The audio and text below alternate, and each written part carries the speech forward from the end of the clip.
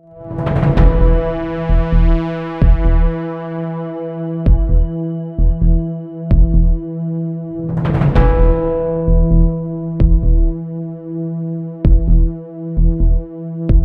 बचपन से ही सुनते आ रहे हैं कि देवता स्वर्ग में रहते हैं और अगर हम अच्छे कर्म करेंगे तो हमें स्वर्ग यानी जन्नत नसीब होगी। हमारी पौराणिक कथाओं और धर्म ग्रंथों में भी इस बात का जिक्र किया जाता है। दुनिया भर में लगभग 4200 धर्म हैं और सभी धर्मों में देवी देवताओं, भगवान के दूत और भगवान का उस धर्म के अनुसार जिक्र किया जाता है।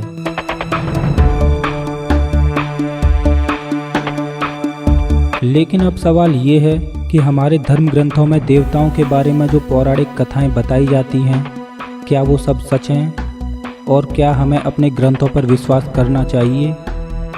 आइए जानते हैं।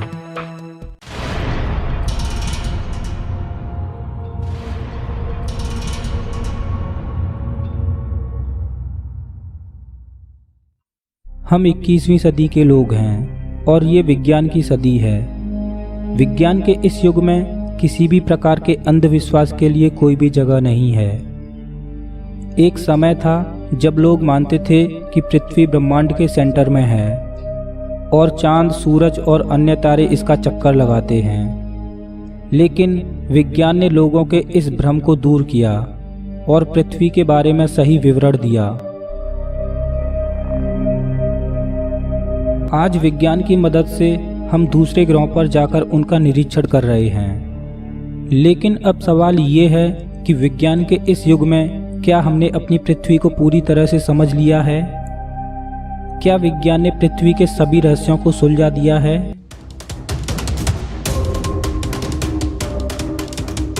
अगर हम इतिहास में झांककर प्राचीन सभ्यताओं द्वारा छोड़े गए निशानों को देखें तो उन पर विश्वास करना मुश्किल होता है।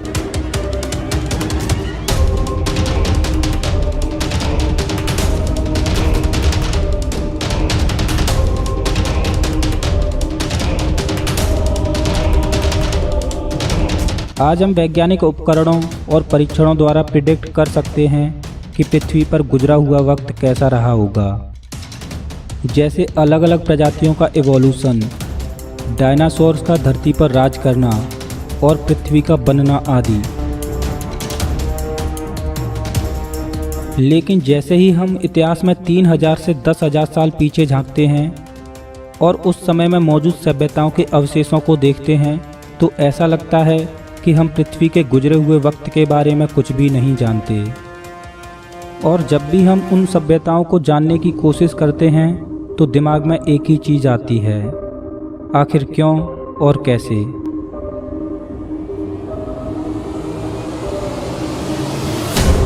क्यों और कैसे नाज़का लाइंस को बनाया गया था? क्यों और कैसे बनाया गया था मिस्र के पिरामिडों को? क्यों और कैसे बनाया गया था ईस्टर द्वीप की मूर्तियों को?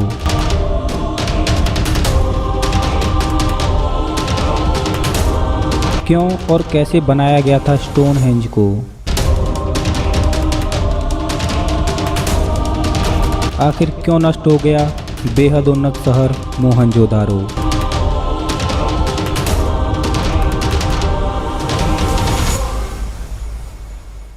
वर्तमान में ऐसे ही कई और उदाहरण हैं जो गुजरे हुए वक्त से सिर्फ यही पूछते हैं कि आखिर क्यों और कैसे। और न जाने ऐसी कितनी और सभ्यताएं होंगी जो धरती की गहराई में दफन हैं, जो कि अभी भी अपने खोजे जाने का इंतजार कर रही हैं। अगर हम इन सभ्यताओं को गहराई से देखें तो हम माने या ना माने, लेकिन उनकी टेक्नोलॉजी बेहद उन्नत रही होगी, क्योंकि बिना किसी तकनीकी मदद के भारी भरकम पिरामिड्स को इतने सटीक ढंग से बनाना असंभव लगता है। ऐसा लगता है जैसे अभी जो हमारी टेक्नोलॉजी है वैसी ही टेक्नोलॉजी इस धरती पर पहले भी मौजूद रह चुकी है। आप अपनी स्क्रीन पर जो तस्वीर देख रहे हो वो इजिप्ट के एक मंदिर में नक्काशी की हुई तकरीबन 3500 साल पुरानी तस्वीर है। अगर इस तस्वीर को गौर से देखा जाए तो इसमें दिखने वाली आकृतियाँ हमारी आधुनिक तकनीक जैसी लग रही हैं, जैसे आधुनिक हेलीकॉप्टर जैसी दिखने वाली आकृति, मोटरबोट या टैंक, छोटे जहाज और पनडुब्बी। आखिर इसका क्या मतलब है जो इन चीज़ों को 3500 साल पहले नक्काशी किया गया? –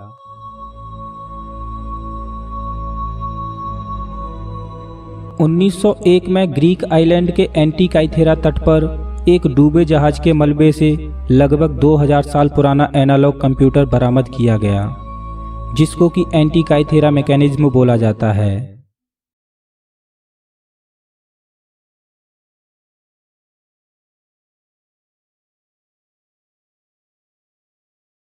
ऐसे ही कई और भी सबूत हैं जो इसी ओर इशारा करते हैं कि गुजरे हुए वक्त में टेक्नोलॉजी बेहद एडवांस रही होगी। वैसे गुजरी हुई सभ्यताओं के बारे में जान पाना बेहद मुश्किल है। गुजरे हुए समय में पृथ्वी पर क्या क्या घटनाएं घटी थीं, वो जान पाना केवल एक ही तरह से संभव है। वो है समय में पीछे यात्रा करके टाइम मशीन के द्वारा अभी से 5000 साल पहले जो सभ्यताएं चल रही थीं उस दौर में जाया जाए। लेकिन समय में पीछे यात्रा कर पाना असंभव है। एरिक वॉन डैनिकन ने अपनी book chariots of the gods में गुजरी हुई सभ्यताओं के बारे में जिक्र किया है। एरिक ने अपनी बुक में एक साइंस फिक्शनल स्पेसशिप की कल्पना की है। आइए वही कल्पना हम भी करते हैं।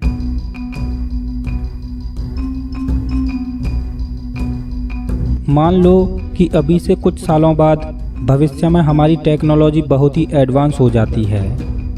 हम एक ऐसी स्पेसशिप बनाते हैं जो कि किसी बड़े शहर जितनी बड़ी है।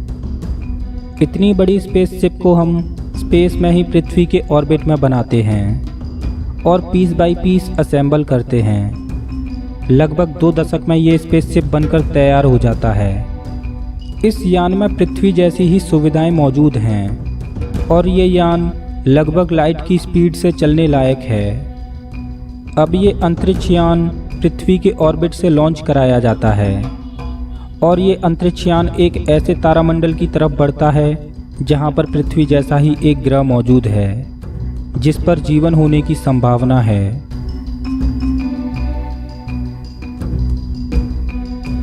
दस से 12 साल की जर्नी के बाद ये अंतरिक्ष यान उस तारामंडल में प्रवेश कर जाता है और अपने अंतरिक्ष यान को उस पृथ्वी जैसे ग्रह के ऑर्बिट में स्थापित कर दिया जाता है।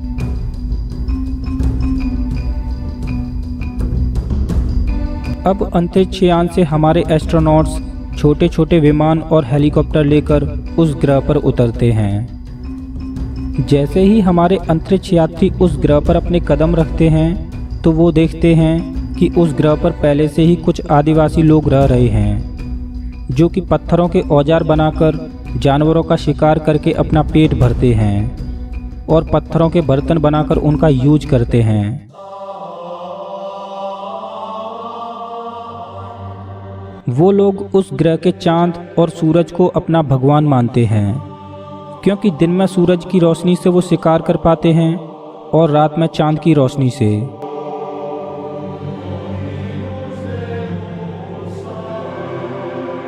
वो लोग आसमान में चमकती हुई बिजली और गरजते हुए बादल को भगवान का प्रकोप मानते हैं।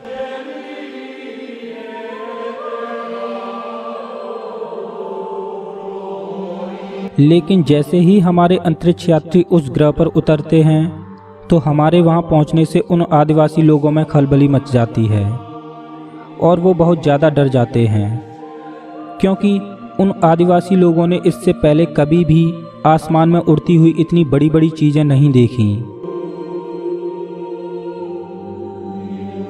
और ना ही उन चीज़ों से निकलने वाली आवाज़ों को पहले कभी सुना था।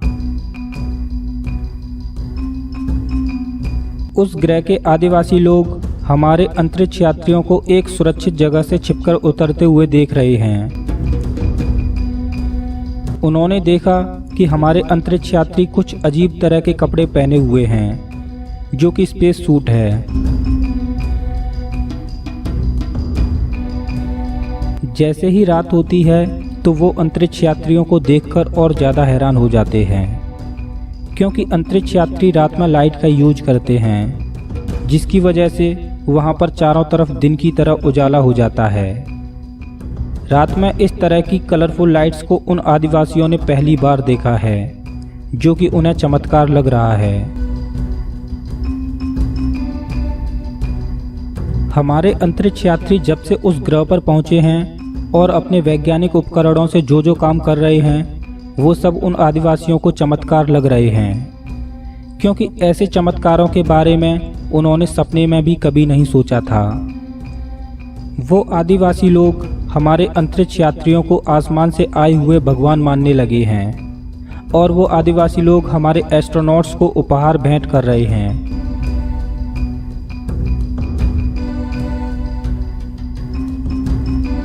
दिन प्रतिदिन बीतते जा रहे हैं और हमारे अंतरिक्ष यात्री एक तरफ तो उस ग्रह का अध्ययन कर रहे हैं और दूसरी ओर उन आदिवासी लोगों की लोकल भाषा को भी सीख चुके हैं। एक और हमारे अंतरिक्ष यात्री अपने साथ ले जाई गई बड़ी बड़ी मशीनों की मदद से और उन लोकल आदिवासियों की मदद से अपनी बड़ी बड़ी प्रयोगशालाएं बनाते हैं, तो दूसरी ओर उन आदिवासियों को मानवता का पाठ भी पढ़ाते हैं और उन्हें जीने का तरीका सिखाते हैं, और उन आदिवासियों की हर वो सहायता करते हैं जिसकी उन्हें ज़रूरत है।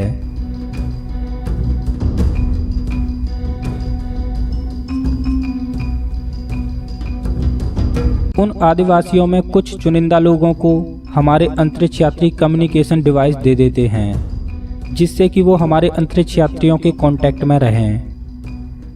हमारे अंतरिक्ष यात्री वहाँ की कुछ चुनिंदा महिला आदिवासियों के साथ संभोग करते हैं, जिसकी वजह से उन लोगों की आने वाली जनरेशन उनमें हो रहे नेचुरल इवोल्यूशन की एक स्टेज को स्किप करके आगे पहुंच जाती है और एक नई रेस का जन्म होता है।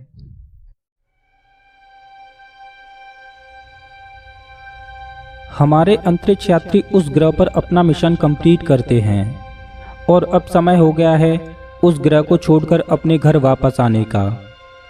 अंतरिक्ष यात्री उस ग्रह के लोगों से प्रॉमिस करते हैं कि वो फिर से वापस आएंगे। अंतरिक्ष यात्री उस ग्रह पर अपने द्वारा किए गए कामों के निशान छोड़कर आते हैं, जिनको कि उन आदिवासी लोगों की भविष्य में 3 से 4 हजार साल बाद आने वाली विज्ञान और गणित को समझने वाली सिविलाइजेशन ही समझ पाएगी।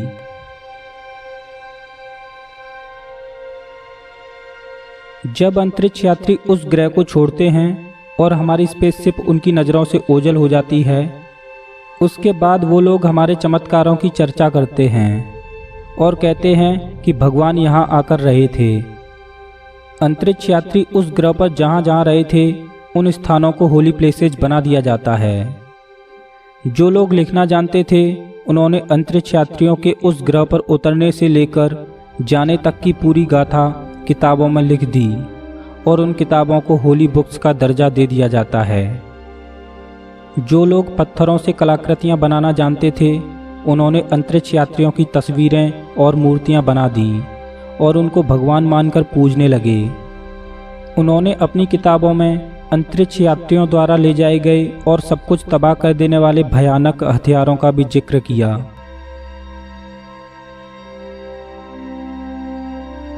समय का पहिया घूमता रहा, हजारों सदियां बीतती चली गईं और अंतरिक्ष यात्रियों यानी देवताओं की महिमा का गुणगान बढ़ता चला गया।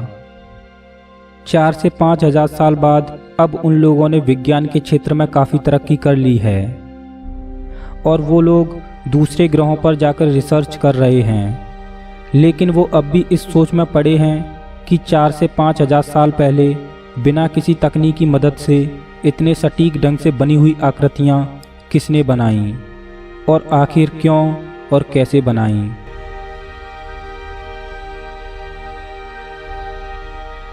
चलिए अब अपनी काल्पनिक दुनिया से निकलकर अपनी असली ज़िंदगी में आते हैं और एरिक वॉन डैनिकन की काल्पनिक दुनिया में जो आदिवासी लोग थे उनकी जगह पर अगर हम अपने आप को रखकर देखें तो क्या ऐसा ही कुछ हमारे साथ भी हुआ था। दोस्तों, मैं ये नहीं कह रहा कि एरिक वॉन डैनिकन की यह थ्योरी 100% सत्य है, लेकिन यह थ्योरी हमें गुजरे हुए वक्त के बारे में एक झलक जरूर दिखाती है कि हो सकता है कि ऐसा हुआ हो। आइए इस धरती के इतिहास पर एक नज़र फिर से डालते हैं।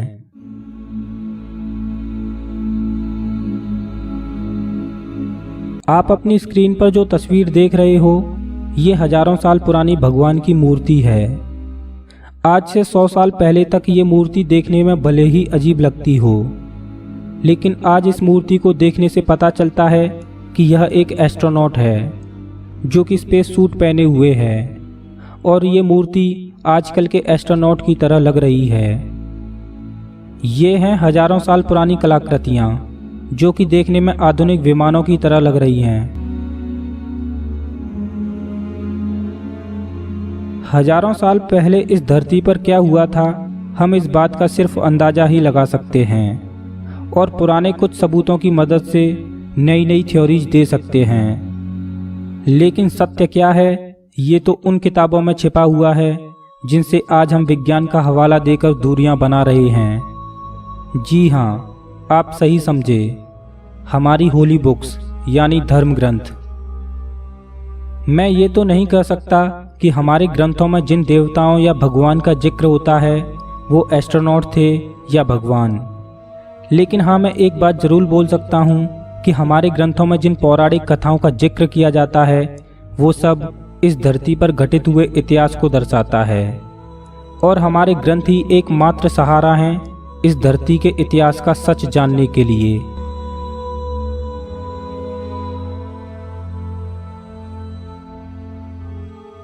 बहुत से लोगों का मानना है कि ग्रंथों में जिन पौराणिक कथाओं का जिक्र होता है वो सब काल्पनिक हैं। चलिए एक बार के लिए मान लिया जाए कि ग्रंथों में वर्णित पौराणिक कथाएं काल्पनिक हैं, तो सवाल ये है कि 4500 साल पहले जिसने भी इन कथाओं को लिखा होगा उसने इतना दिमाग कैसे लगाया होगा कि उड़ने वाले विमान भी हो सकते हैं या फिर सब कुछ तबाह कर देने वाले दिव्यास्त्र। ध्यान देने वाली बात तो ये है कि पौराणिक कथाओं में जिस टेक्नोलॉजी का वर्णन होता है वैसी टेक्नोलॉजी हमारे पास आज भी मौजूद नहीं है। हाँ, मैं एक बात ज़रूर मानता हूँ कि हम 21वीं सदी के लोग हैं और हम किसी भी बात पर आंख बंद करके विश्वास नहीं कर सकते। किसी भी बात पर विश्वास करने के लिए हमारे पास वैज्ञानिक सबूतों का होना जरूरी है।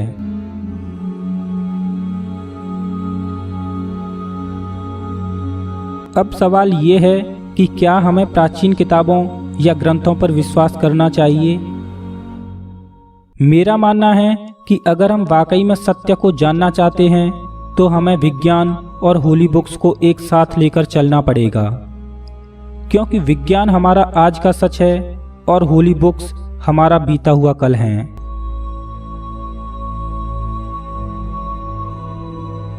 ध्यान दें कि यहाँ पर मैंने सिर्फ होली बुक की बात की है, ना कि भगवान की। आपका भगवान को मानना या ना मानना वो सबका अपना अपना मत है। इससे कोई फर्क नहीं पड़ता कि आप भगवान को मानते हो या नहीं, बल्कि फ़र्क तो इस बात से पड़ता है कि आप सत्य को जानते हो या नहीं। चाहे हम माने या ना माने, लेकिन सत्य यही लगता है कि हमसे भी ज़्यादा टेक्नोलॉजी रखने वाले लोग इस धरती पर पहले भी राज कर चुके हैं। मोहनजोदारो में आज भी रेडिएशन के सबूत पाए जाते हैं, जो कि इस बात की पुष्टि करता है कि हजारों साल पहले भी न्यूक्लियर वॉर हुआ था। बहुत से लोगों का ये भी मानना है कि पृथ्वी अपने आप को दोहरा रही है। खैर, सच चाहे जो भी हो, लेकिन भविष्य में इन सब रहस्यों से पर्दा उठ ही जाएगा। दोस्तों, अगर आपको ये वीडियो पसंद आया हो तो प्लीज़ लाइक कीजिए, और अगर आप इस चैनल पर नए हो तो प्लीज़ सब्सक्राइब कीजिए। मैं हूं आपका दोस्त श्याम, फिर से मिलेंगे एक और नए एपिसोड में। तब तक के लिए नमस्कार।